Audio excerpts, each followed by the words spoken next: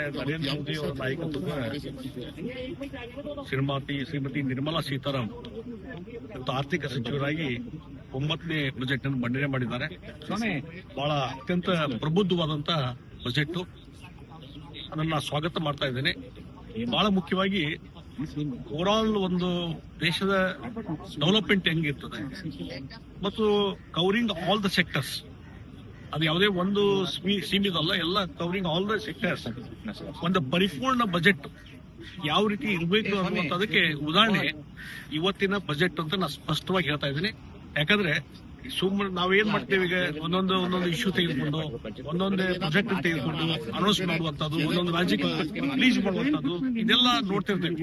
ಆದ್ರೆ ಇವತ್ತು ಯಾವುದೇ ರಾಜ್ಯಕ್ಕೆ ಮತ್ತೊಂದಕ್ಕೆ ಯಾವುದೇ ಒಂದು ಪ್ರಾಜೆಕ್ಟ್ ಅನೌನ್ಸ್ ಮಾಡುವ ಮುಖಾಂತರ ರಿಲೀಸ್ ಮಾಡುವಂತದ್ದಲ್ಲ, ಓವರ್ ಆಲ್ ಡೆವಲಪ್ಮೆಂಟ್. ನಾಳೆ ಇಡೀ ದೇಶದ ಒಂದು ಆರ್ಥಿಕ ಸ್ಥಿತಿ, ವಿಕಸಿತ ಭಾರತ ಅಂತೇನಿದೆ ನರೇಂದ್ರ ಮೋದಿ ಅವರ ಕನಸು, ಆ ಕನಸು ನನಸು ಮಾಡಲಿಕ್ಕೆ ಒಂದು ಪರ್ಫೆಕ್ಟ್ ಆದಂತ ಪ್ರಬುದ್ಧವಾದಂತ ಬಜೆಟ್ ಇದು ಅಂತ ಹೇಳಿ ನಾನು ಸ್ಪಷ್ಟವಾಗಿ ಹೇಳಬಯಸ್ತಾ ಇದ್ದೇನೆ. ಮತ್ತು ಯಾವುದೇ ಸೆಕ್ಟರ್ ತೆಗೆದುಕೊಂಡ್ರಿ, ಎಂಎಸ್ಎಂಇ, ಇವತ್ತು ಸಣ್ಣ ಕೈಗಾರಿಕಾ ಏನಿದೆಯಲ್ಲ, ನಮ್ಮ ಜಿಡಿಪಿಯಲ್ಲಿ ಬಹಳ ದೊಡ್ಡ ಪ್ರಮಾಣದಲ್ಲಿ ಕೊಡುಗೆಯನ್ನು ಕೊಡ್ತಾ ಇದೆ.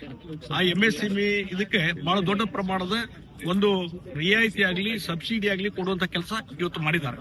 ಮತ್ತು ನಮ್ಮ ಕೃಷಿಗೆ ಸಂಬಂಧಪಟ್ಟಂತೆ ಕೊಕೊನಟ್ ಇರ್ಬೋದು ಮತ್ತು ಕ್ಯಾಶೋ ನಟ್ಸ್ ಇರ್ಬೋದು, ಈ ರೀತಿ ಜನಸಾಮಾನ್ಯರು ಮತ್ತು ಯಾರು ಡೇ ಟು ಡೇ ನಮ್ಮ ಆರೋಗ್ಯ ದೃಷ್ಟಿಯಿಂದಲೂ ಬಳವಳಿಕೆ ಆಗುವಂತಹ ಬಗ್ಗೆನೂ ಸಹಿತ ಇವತ್ತು ಹೆಚ್ಚು ಕಾಳಜಿ ವಹಿಸಿ ನಮ್ಮ ರೈತರ ಕೃಷಿಗೆ ಸಂಬಂಧಪಟ್ಟಂತೆ ಅವರ ಆದಾಯ ದ್ವಿಗುಣಗೊಳಿಸಲಿಕ್ಕೆ ಮತ್ತು ಹೆಚ್ಚಳ ಮಾಡಲಿಕ್ಕೆ ಏನೇನು ಕೆಲವೊಂದು ಕ್ರಮಗಳನ್ನು ಕೈಗೊಳ್ಳಬೇಕು ಆ ಕ್ರಮಗಳನ್ನು ಅವರು ಕೈಗೊಂಡಿದ್ದಾರೆ. ಮತ್ತು ಇಂಡಸ್ಟ್ರಿ ಡೆವಲಪ್ಮೆಂಟ್ ಸಲುವಾಗಿ ಮತ್ತು ವಿದೇಶದ ಬಂಡವಾಳ ಹರಿದು ಬರಲಿಕ್ಕೆ ಏನೊಂದು ಪ್ರಯತ್ನ ಆಗಬೇಕು, ಏನೊಂದು ಕನ್ಸೆಷನ್ ಆಗಬೇಕು, ಇಲ್ಲಿ ಯಾರು ಇನ್ವೆಸ್ಟ್ಮೆಂಟ್ ಮಾಡ್ತಾರೆ ಅವ್ರಿಗೆ ಹೆಚ್ಚು ಸ್ಕೋಪ್ ಕೊಡುವಂತದ್ದು ಮತ್ತು ಸ್ಪೆಷಲ್ ಎಕನಾಮಿಕ್ ಝೋನ್ ಬೆಳೆಸುವ ಮುಖಾಂತರ. ಮತ್ತು ಇನ್ನೊಂದು ಬಹಳ ಮುಖ್ಯವಾಗಿ ಇತ್ತೀಚಿನ ದಿನಗಳಲ್ಲಿ ಅರ್ಬನೈಸ್ ಜಾಸ್ತಿ ಆಗ್ತಾ ಇದೆ, ಅರ್ಬನ್ ಪಾಪ್ಯುಲೇಷನ್.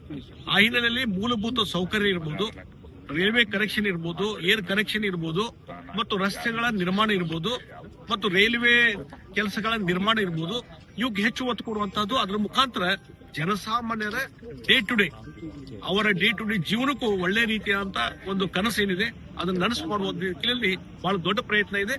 ಮತ್ತು ನಾನು ಹೇಳ್ತೀನಿ, ಇವತ್ತು ಕಾಂಗ್ರೆಸ್ ಅವರು ಬೆಳಗಿಂದ ಸಾಯಂಕಾಲ ಟೀಕೆ ಮಾಡುವಂತದ್ದಲ್ಲ.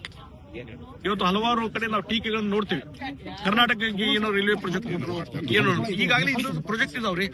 ನ್ಯಾಷನಲ್ ಹೈವೇ ಎಷ್ಟು ನಿತಿನ್ ಗಡ್ಕರಿ ಅವರ ನೇತೃತ್ವದಲ್ಲಿ ಮೋದಿಜಿ ಅವರು ಎಷ್ಟು ದೊಡ್ಡ ಪ್ರಮಾಣದಲ್ಲಿ ಲಕ್ಷಾಂತರ ಕೋಟಿ ಇವತ್ತು ಹರಿದು ಬಂದಿದೆ ನ್ಯಾಷನಲ್ ಹೈವೇ ಕನ್ಸ್ಟ್ರಕ್ಷನ್. ಆಮೇಲೆ ಮುಂದೆ ರೈಲ್ವೆ, ಹೊಸ ರೈಲ್ವೆ ಲೈನ್. ಈಗ ನಾನು ಬೆಳಗಾವಿ ಲೋಕಸಭಾ ಕ್ಷೇತ್ರ, ಅಲ್ಲಿ ಸುರೇಶ್ ಅಂಗಡಿ ಅವರು ಇದ್ದಾಗ ಇವತ್ತು ಸುಮಾರು 960 ಕೋಟಿ ಹೆಚ್ಚು ಹಣ ಮಂಜೂರು ಮಾಡಿಸಿ ಇವತ್ತು ಬೆಳಗಾವಿ, ಕಿತ್ತೂರು, ಧಾರವಾಡ ಹೊಸ ರೈಲ್ವೆ ಲೈನ್ ಆಗ್ಬೇಕನ್ನುವಂತ ಪ್ರಯತ್ನ ಆಯಿತು. ಮಂಜೂರಾಗಿದೆ ಹಣ, ಅದನ್ನ ಖರ್ಚು ಮಾಡ್ಲಿಕ್ಕೆ ಆಗ್ತಾ ಇಲ್ಲ. ಯಾಕಾಗಿಲ್ಲ ಅಂದ್ರೆ ರಾಜ್ಯ ಸರ್ಕಾರದ ಅಸಹಕಾರ. ಅವರ ಅಸಹಕಾರದಿಂದ ಇವತ್ತು ಆ ರೈಲ್ವೆ ಪ್ರಾಜೆಕ್ಟ್ಗೆ ಲ್ಯಾಂಡ್ ಅಕ್ವಿಷನ್ ಮಾಡಿಕೊಡ್ಬೇಕಲ್ಲ, ಲ್ಯಾಂಡ್ ಅಕ್ವಿಷನ್ ಯಾಕಾಗಿಲ್ಲ ಹಂಗಾರೆ?